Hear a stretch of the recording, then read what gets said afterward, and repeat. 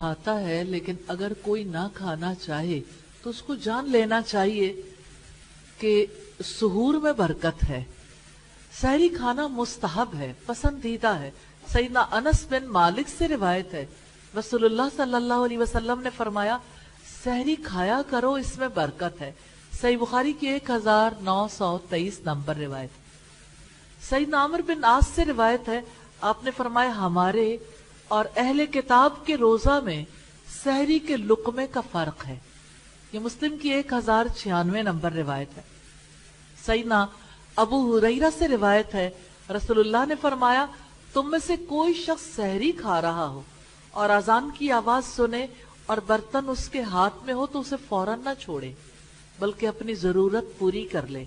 सुनन अबी दाऊद की रिवायत है 2350 नंबर पर। तो तुलुए सहर तक सहरी को मुअख्खर करना मुस्तहब है। तुलुए सहर से मुराद तुलुए आफताब नहीं है, इससे मुराद यह है कि सहर का वक्त जब हो जाए। सैयदना अनस और उनसे ज़ैद बिन साबित ने बयान किया कि नबी करीम सल्लल्लाहु अलैहि वसल्लम के साथ हमने सहरी खाई, फिर आप सुबह की नमाज के लिए खड़े हुए। मैंने पूछा, सहरी और अजान में कितना फासला होता था? तो उन्होंने कहा, 50 आयतें पढ़ने के मुआफिक फासला होता था। बुखारी की 1921 नंबर रिवायत। नबी सल्लल्लाहु अलैहि वसल्लम ने फरमाया, बिलाल रात रहे में आजान देते हैं, रात रहे में आजान देते हैं, यानी अभी तहज्जुद की आजान है। अब्दुल्ला इब्ने उम्मे मक्तूम की आजान तक तुम सहरी खा पी सकते, यानी एक आजान तो तहज्जुद के लिए है ना। सहरी का वक्त यानी जब आखिर में जब खाने का वक्त आप शुरू करते हो, या आम रातों में तहज्जुद का वक्त है, तो इब्ने उम्मे मक्तूम जब आजान देते हैं, यानी फजर की जब आजान होती है, उस वक्त तक तुम खा पी सकते हो। बुखारी की 622 नंबर रिवायत। सैयदना समुरा के बेटे सैयदा समुरा बिन जुंदुब कहते थे, मैंने सुना है मोहम्मद रसूलुल्लाह फरमाते थे, कोई बिलाल की आजान से धोखा खाकर सहरी खाने से बाज ना रहे, और ना ये सफेदी जो नेज़े की तरह बुलंद है कि सुबह है, बल्कि सुबह वो है जो फैली हुई हो। मुस्लिम की 1094 नंबर रिवायत। इस आयत में इस अमर के जवाज की भी दलील है कि अगर जमा की वजह से हालत जनाबत में इंतहाए सहर हो जाए और वो गुस्ल न कर सका हो तो उसका रोजा सही है, इसलिए कि तुलुए फजर तक जमा की इबाहत का लाजमी नतीजा ये है कि जब फजर होगी तो वो उस वक्त जुनबी होगा, और हक को लाजिम करने वाला अमर भी हक होता। यानी फजर की नमाज से पहले कोई गुस्ल कर ले, रोजे का वक्त तो खत्म हो गया, उससे पहले कोई गुस्ल कर ले तो कोई हरज की बात नहीं। सईदा आयशा से रिवायत है, एक शख्स ने आपसे पूछा और सईदा आयशा दरवाजे की ओट से सुनती थी। गर्ज उसने अर्ज की, अल्लाह के रसूल, मुझे नमाज का वक्त आ जाता है और मैं जुनबी होता हूँ, क्या मैं रोजा रखूं? आपने फरमाया, मुझे भी नमाज का वक्त आ जाता है और मैं जुनबी होता हूँ, फिर मैं रोजा रखता हूँ। उसने अर्ज की कि आप और हम बराबर नहीं हैं अल्लाह के रसूल, इसलिए कि अल्लाह पाक ने आपके अगले पिछले गुनाह बख्श दिए हैं। आपने फरमाया, कसम है अल्लाह की, मैं उम्मीद रखता हूं कि मैं तुम सबसे ज्यादा अल्लाह ताला से डरने वाला हूं और तुम सबसे ज्यादा जानने वाला हूं उन चीजों का जिनसे बचना जरूरी है। तो साहिल ने यह समझा था कि यह हुक्म नबी सल्लल्लाहु अलैहि वसल्लम के साथ खास है, और आप सल्लल्लाहु अलैहि वसल्लम ने यह बताया कि मेरा भी वही मकाम है जो आपका, मैं भी तुम्हारी तरह बंदा हूं और मैं उम्मीद रखता हूं अल्लाह ताला से। तो ये कमाल अब्दियत है, वरना नबी सल्लल्लाहु अलैहि वसल्लम सबसे ज्यादा जानने वाले और सबसे ज्यादा तकवा वाले हैं इंसानों में से। फिर फरमाया, सुम्मा अतिम्मु सियामा इलल लैल, फिर रात तक रोजे को पूरा करो। रोजे का आखिरी वक्त अफ्तार कब होगा? Can you imagine? इतनी डिटेल्स हैं कुरान हकीम में। रोजे को रात तक पूरा कर लो, यानी सूरज डूबते ही, जो कि रात के शुरू होने का इब्तिदाई हिस्सा है, उस वक्त रोजा खोल लो। जहां रात की हद शुरू होती है वहां रोजे की हद खत्म हो जाती है, और रात की सरहद गुरूब आफ्ताब से शुरू हो जाती है। सैयदना अब्दुल्ला बिन अबी औफा से रिवायत है, फरमाते हैं हम रसूलुल्लाह सल्लल्लाहु अलैहि वसल्लम के साथ एक सफर में थे और आप रोजे से थे।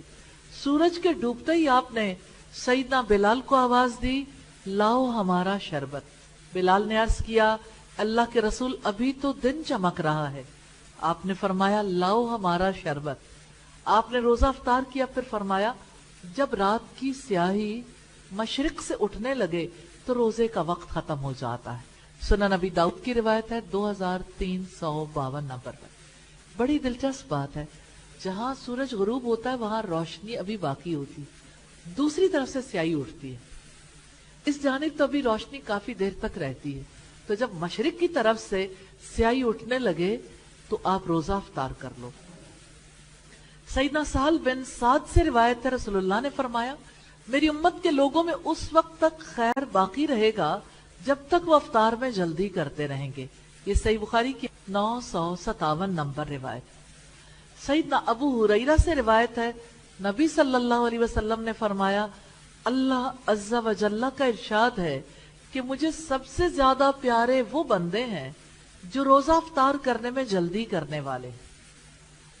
नबी सल्लल्लाहु अलैहि वसल्लम जब अफ्तार करते तो ये दुआ पढ़ते थे, ये बड़ी खास दुआ है, ज़हब ज़मउ वब्तल्लतिल उरूक़ु वसबतल अज्रु इंशाअल्लाह।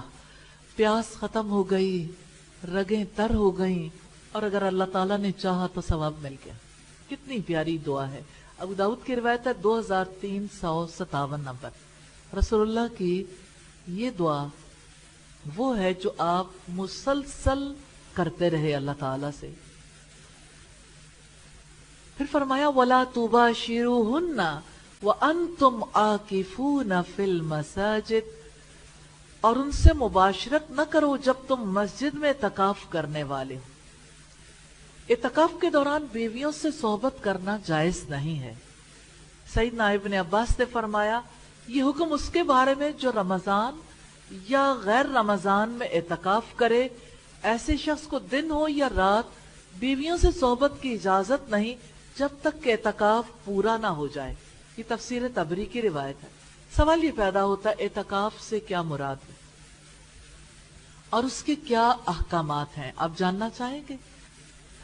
इतकाफ बाकायदा तौर पर सीखने से मुराद ये कि इससे इसका यानी बाकायदा किसी शख्स के पास बैठ के अपने सवाल जवाब कर लें या कोई क्लास या कहीं से समझ लें, क्योंकि काम सारे ऐसे ही करने चाहिए जिनके बारे में कंफर्म्ड हो कि ये अल्लाह ताला के हुक्म के अन मुताबिक है।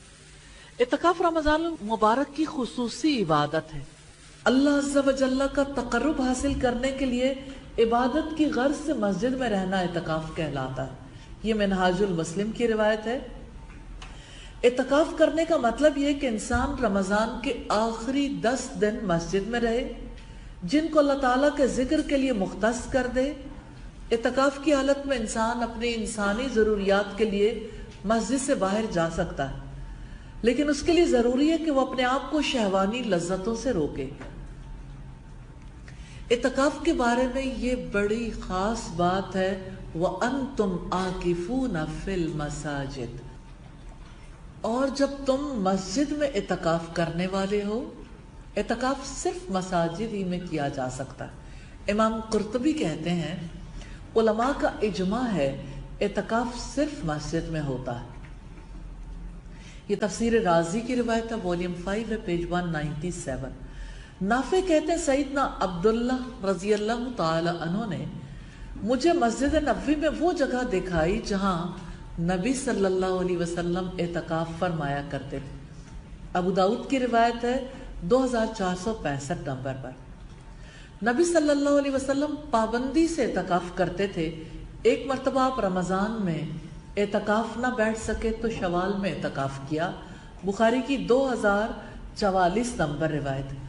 नबी करीम की ज़ौजा मुतहरा सैयदा आयशा रज़ी अल्लाह ताला अन्हा ने कहा कि नबी करीम अपनी वफात तक बराबर रमज़ान के आखिरी अशरे में इतकाफ करते रहे।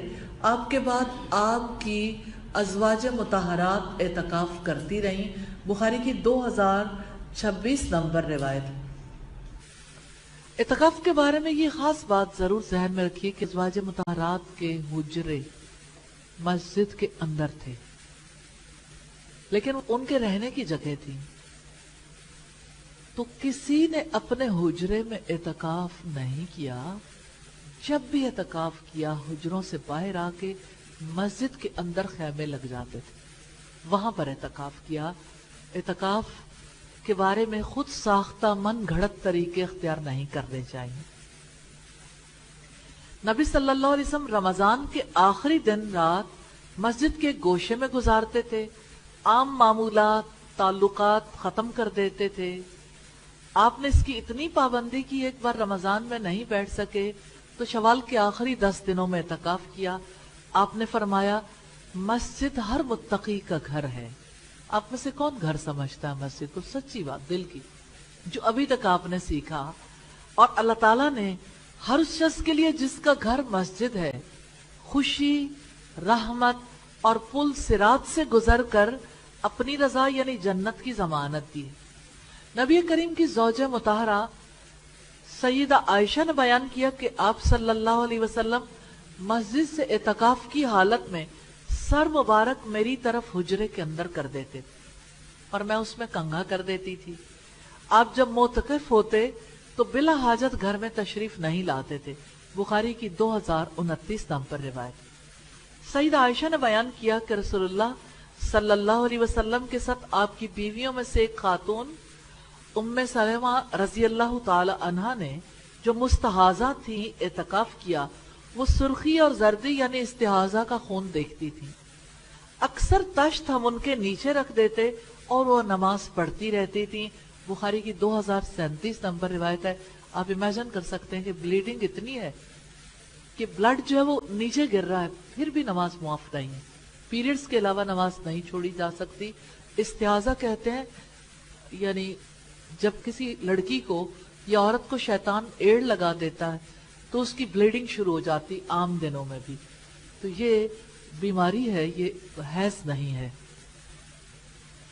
تلک حدود اللہ، یہ اللہ تعالیٰ کی حدود ہیں جنہیں اس نے اپنے بندوں کے لیے مقرر کیا ہے۔ فلا تقربوها، سو ان کے قریب نہ جاؤ، یعنی نافرمانی کے کنارے کنارے نہ گھومنا۔ سلامتی اس میں ہے کہ انسان گناہوں کی سرحد سے دور رہے، کہیں بھولے سے بھی اس کے پار نہ چلا جائے۔ کذالک یبین اللہ آیاتہ للناس لعلہم یتقون، اسی طرح اللہ تعالیٰ لوگوں کے لیے اپنی آیات کھول کر بیان کرتا ہے تاکہ وہ بچ جائیں۔ اللہ تعالیٰ اپنے بندوں پر سارے احکامات واضح کر کے بیان فرماتا ہے تاکہ لوگ متقی بن جائیں، ہدایت اور اطاعت کو پہچان لیں، کیونکہ بعض اوقات انسان حرام فعل کا ارتکاب اس وجہ سے کر بیٹھتے کہ اس کا علم نہیں رکھتے۔ تو اللہ تعالیٰ نے آیات کو کھول کھول کر بیان کر دیا، اب ان کے پاس کوئی حجت نہیں رہی۔ لعلہم یتقون، تاکہ وہ متقی بن جائیں۔ یہاں تقوی ان سے مطلوب ہے اور آیات کی وضاحت نے تقوی اختیار کرنے کا سبب پیدا کر دیا۔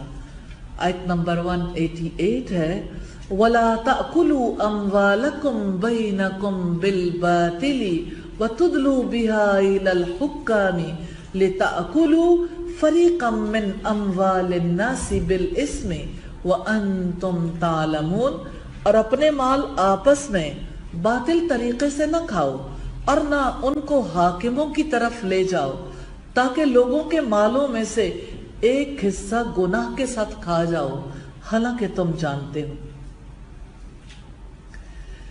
بات ہے رشوت کی، حاکموں کی طرف مال رشوت کے ذریعے سے لے جایا جاتا ہے۔ رشوت کیوں دی جاتی ہے؟ کسی کا حق مارنے کے لیے، اس کا حق خود لینے کے لیے۔ گناہ ہے، حرام ہے۔ رب العزت نے فرمایا وَلَا تَأْكُلُوا، تم نہ کھاؤ یعنی نہ لو، اموالکم، اپنے مال، اس سے مراد دوسروں کے مال ہے۔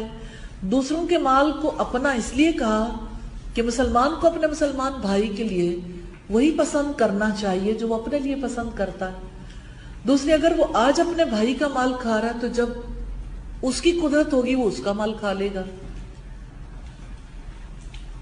सैयदना इब्न अब्बास फरमाते हैं ये आयत उस शख्स के बारे में है जिस पर किसी और का माल है और उस हकदार के पास कोई दलील नहीं है, तो ये शख्स उसका इनकार कर जाए और हाकिम के पास जाकर बरी हो जाए, हालांकि वो जानता हो कि इस माल पर उसी का हक है और वो उसका माल मार रहा है, हराम खा रहा है और अपने तय गुनहगारों में कर रहा है। इब्न कसीर की रिवायत है 266 नंबर पर। वला ताकुलू अम्वालकुम बैनकुम बिल बातिल, और अपने माल आपस में बातिल तरीके से ना खाओ। माल खाने के दो तरीके हैं, हक के साथ खाना या बातिल के साथ खाना। या रब्बुल इज्जत ने दूसरों के माल खाने को बातिल तरीका करार दिया है क्योंकि हक नहीं है, और बातिल तरीकों से माल जिन नाजायज तरीकों से खाए जाते हैं, चोरी, डाका, गसब, रिश्वत, नाहक दगेबाजी, हीला साजी वगैरह शामिल है। इसमें वो मुआवजा भी शामिल है जो हराम है, जैसे सूदी लेन देन, जुए से हासिल शुदा माल। ये हुक्म उन लोगों के मामले में दिया गया जिनके पास किसी का कोई हक हो और हक वाले के पास उसका कोई सबूत ना हो। उससे फायदा उठाते हुए कोई शख्स अदालत से अपने हक में फैसला करवा ले तो ये जुल्म है। किसी अदालत का फैसला हराम को हलाल नहीं करवा सकता। ऐसा शख्स अल्लाह ताला के नजदीक मुजरिम है। इसी तरह खरीदो फरोख्त और इजारा में धोखा और मिलावट के जरिए हासिल किया हुआ माल भी शामिल है। मजदूरों का किसी काम की उजरत लेना और उसके बदले में पूरा काम ना करना भी हराम है। जैसे मजदूर कई दफा ऐसे करते हैं कि जब उनकी निगरानी के लिए कोई नहीं होता तो वो बैठ जाते हैं, ये हराम कमाई का जरिया है। इस हराम खाने में उन लोगों का ज़कात, सदक़ात और औकाफ और वसीयतों का माल खाना भी दाखिल है जो इस माल के मुस्तहिक नहीं, या वो मुस्तहिक थे मगर अपने हक से ज्यादा माल वसूल किया। इसी तरह इबादत और तकर्रुब इलाही के कामों पर उजरत लेना जो उस वक्त तक सही नहीं होते जब तक उनमें सिर्फ रज़ा इलाही मकसूद ना हो, बातिल तरीकों से माल खाने में दाखिल है। तफसीर सादी की रिवायत है, वतुदलू बिहा इलल हुक्काम, और न उनको हाकिमों की तरफ ले जाओ। अगर माल के बारे में झगड़ा अदालत में जाए तो ज़ाहिर लोग रिश्वत दे के उसका फैसला करवाते हैं। लिताकुलू फरीक़म मिन अम्वालिन नासी बिल इस्म, ताकि लोगों के मालों में से एक हिस्सा गुनाह के साथ खा जाओ। वो फरीक जो बातिल तरीके से माल खाना चाहता है कोई ऐसी दलील पेश करे जो असल हकदार पर गालिब आ जाए और हाकिम उसके मुताबिक फैसला कर दे तो अदालती फैसले के बावजूद वो बातिल रहेगा, बेशक फैसला हो क्या। इसलिए कि किसी हाकिम का फैसला हराम को हलाल, हलाल को हराम नहीं कर सकता। व अंतुम तालमून, हालांकि तुम जानते हो, यानी जिस बात का तुम दावा कर रहे हो वो झूठी है। अगर वकील को पता चल जाए कि मुवक्किल दावे में झूठा है तो उस खाइन के लिए वकालत करना जायज नहीं है। रब्बुल इज्जत ने फरमाया वला तकुल लिल खाइनीना खसीमा, और आप खयानत करने वालों की खातिर झगड़ने वाले ना हो। सूरह निसा की आयत नंबर 105 है।